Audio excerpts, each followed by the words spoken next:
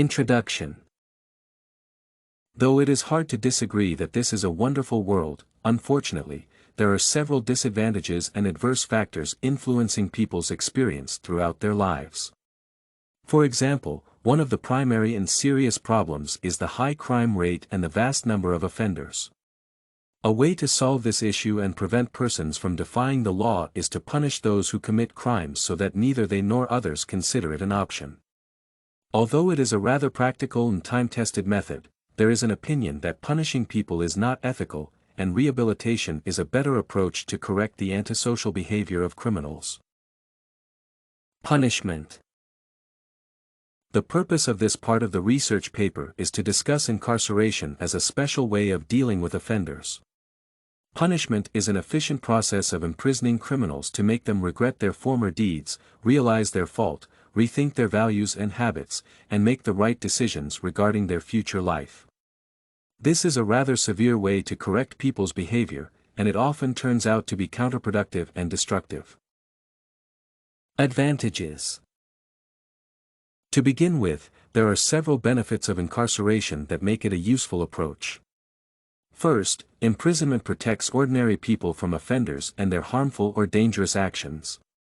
While a criminal is isolated from the world, there is no chance they can defy the law and be violent to the society.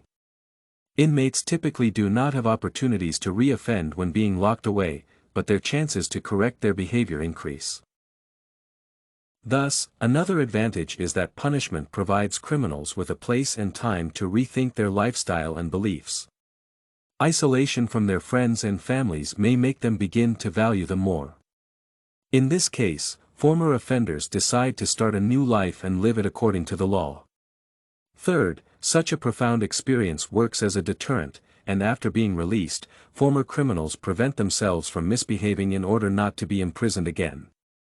Therefore, it is an efficient way of giving offenders a chance to reintegrate into society. Disadvantages. At the same time, numerous weaknesses of incarceration have made researchers create other ways of correcting adverse behavior. The main disadvantage is that prisons frequently breed severe resentment and a determination to get back at people and the government. Thus, after being released, some criminals re-offend. Next, prisons are expensive, and significant amounts of money taken from taxes of obedient citizens go to the maintenance of inmates, though there is no guarantee that their behavior will be successfully corrected. What is more, prisons are specific schools of crime where offenders influence each other and educate in a criminal matter. These are only some of the severe disadvantages of incarceration, but they are enough to prove that changes are needed.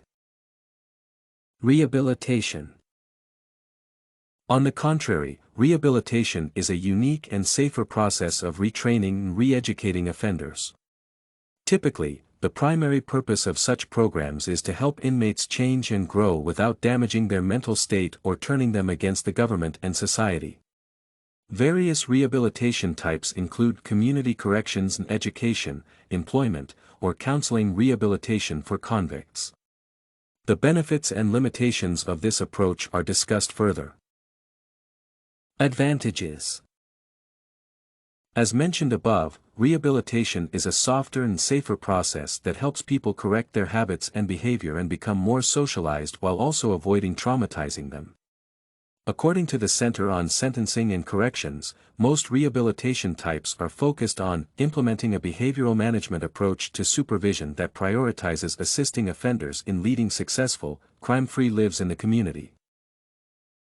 What is more, another advantage of rehabilitation is that convicts feel that society does not reject but accepts them, so they have more desire and determination to correct their behavior. Offenders get educated and learn to be a part of the law-abiding world. Moreover, they get an opportunity to participate in the development of their treatment and supervision plans. Finally, this process is less expensive and more effective compared to punishment. Disadvantages. Unfortunately, even this process that may seem perfect has several disadvantages. First, some researchers believe that rehabilitation does not guarantee a complete correction for every criminal, so some of them may re-offend. Second, during this process, convicts are not prevented from educating each other in a criminal matter, though it is more challenging to do than during punishment. Finally, it is a relatively new method that still requires comprehensive research and analysis. Conclusion. To conclude, one may say that, even after analyzing the advantages and disadvantages of both rehabilitation and punishment, it is difficult to decide what approach is more effective. Rehabilitation has fewer disadvantages, but the fact that they do exist requires either improving this process or creating other ways of helping convicts change their behavior and reintegrate into society. Simultaneously, punishment is a time-tested approach, so it is probably better to eliminate its disadvantages and make it a more significant system aimed at actually helping criminals without damaging their psyche. You can find this and many other essay samples on our website, studycorgi.com.